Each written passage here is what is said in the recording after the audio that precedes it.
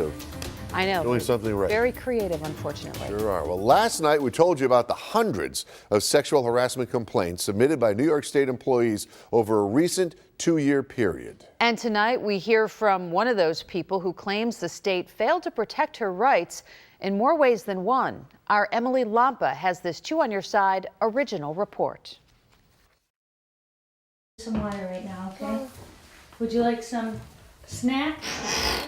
Like 70% of mothers with children under the age of 18, Tiffany Salato is a working mom. They're hard to open, huh? When she's not home caring for her kids, she's often on the road.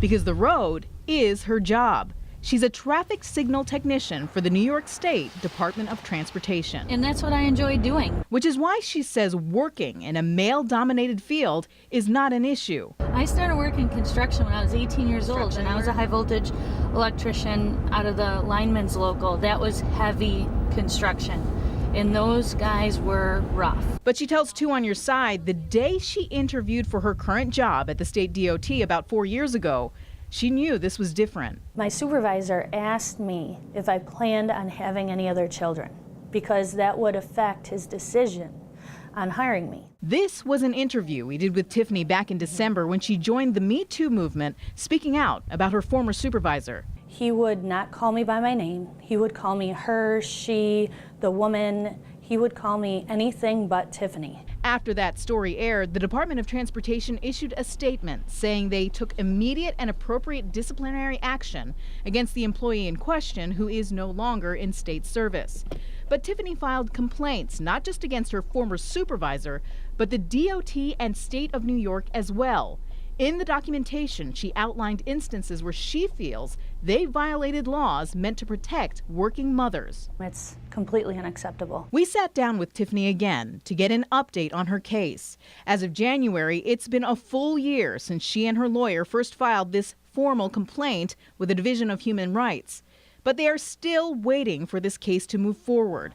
Tiffany admits she's in it for the long haul. She's willing to see this case all the way to trial, not just for herself, but all the women who face workplace discrimination. They don't have to feel this way. There are laws and you do have rights. In her complaint, she documented the alleged harassment, which she felt got worse after her former supervisor found out she was pregnant. He told me to take the doctor's note and to get out of his office. It was not his problem. And when she returned from maternity leave, she claims there was similar hostility towards her request to pump breast milk at work. He was very aggressive about it, and I wasn't allowed anywhere to do that. New York State's lactation laws, according to experts, are some of the strongest in the country.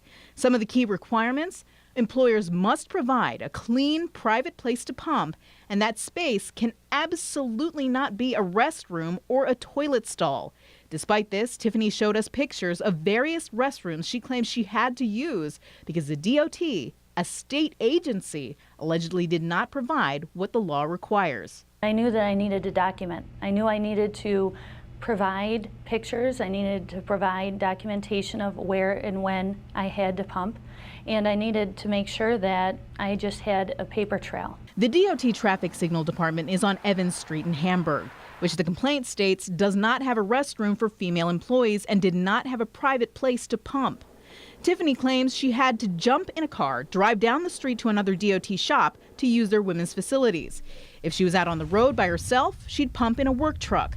But Tiffany says that rarely happened because they typically go out in teams of 2 to 4 crew members. I had to ask them to stop and take breaks in McDonald's or at a gas station. You feel less than a mother because this is something that you're trying to provide, something to sustain your child's life.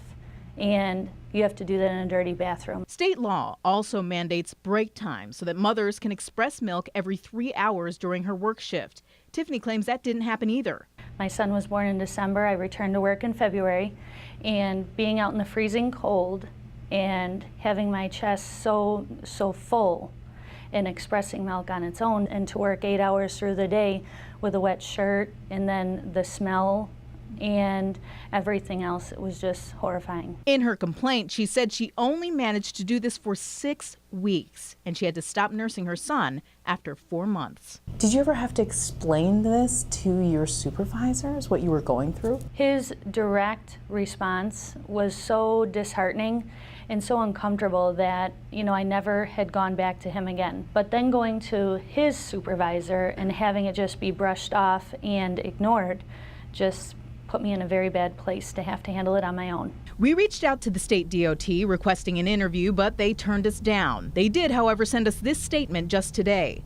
The complaints filed by Ms. Salato related to her position at the New York State DOT are being investigated per the appropriate state and/or federal laws.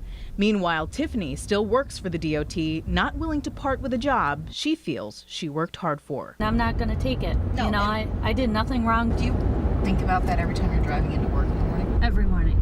Every morning I think to myself, how can you be the best person that you can be in dealing with this situation?